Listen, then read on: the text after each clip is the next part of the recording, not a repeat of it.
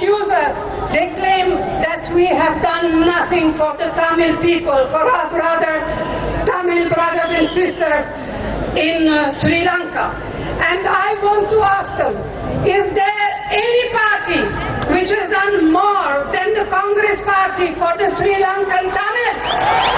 Rajiv Gandhi sacrificed his life while fighting for our brothers and sisters in Sri Lanka. தமிழகத்தில் இருக்கின்ற சில அரசியல் கட்சிகள் இலங்கையிலே வாழ்கிற நம்முடைய தமிழ் சகோதரர்களுக்கு நாம் எதுவும் செய்யவில்லை என்று குற்றம் சாட்டுகிறார்கள். நான் அவர்களை சவால் விட்டு கேட்க ஆசைப்படுகிறேன். இந்தியாவிலே காங்கிரஸ் கட்சியை விட அதிகமாக எந்த கட்சி இலங்கை தமிழர்களுக்கு என்ன நன்மை செய்தது என்பதை அவர்கள் எனக்கு சொல்ல வேண்டும். நம்முடைய அன்பு தலைவர் ராஜீவ் காந்தி அவர்கள் இந்த இலங்கை தமிழருக்காக ரத்தம் சிந்தியதை இந்த நாட்டிலே யார் மறுக்க முடியும்?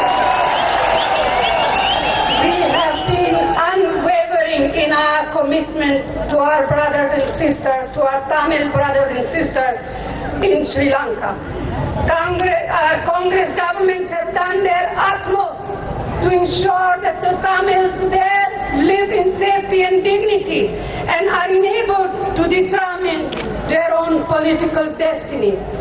Congress-led governments have throughout stood up for the rights of the Sri Lankan Tamils.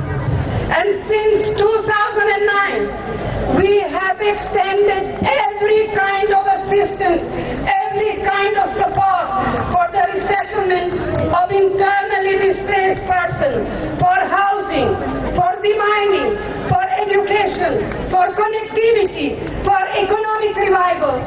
I urge you, do not be misled by false propaganda by our opponents.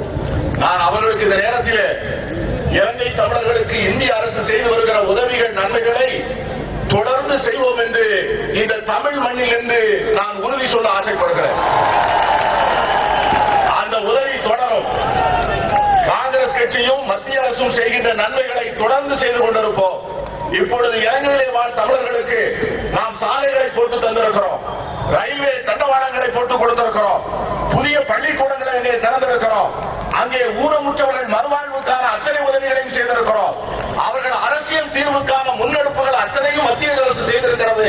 ஆகவே தயவு செய்து மற்ற அரசியல் கட்சிகளை கேட்டுக் கொள்கிறேன், அரசியல் ஆதாயத்திற்காக ஐக்கிய முற்போக்கு கூட்டணி அரசும் காங்கிரஸ் கட்சியும் செய்த இந்த மிகப்பெரிய சாதனைகளை பற்றி தவறாக மக்கள் மத்தியிலே பிரச்சாரம் செய்ய வேண்டாம் என்பதை நான் உங்களை அன்போடு கேட்டுக் கொள்கிறேன்.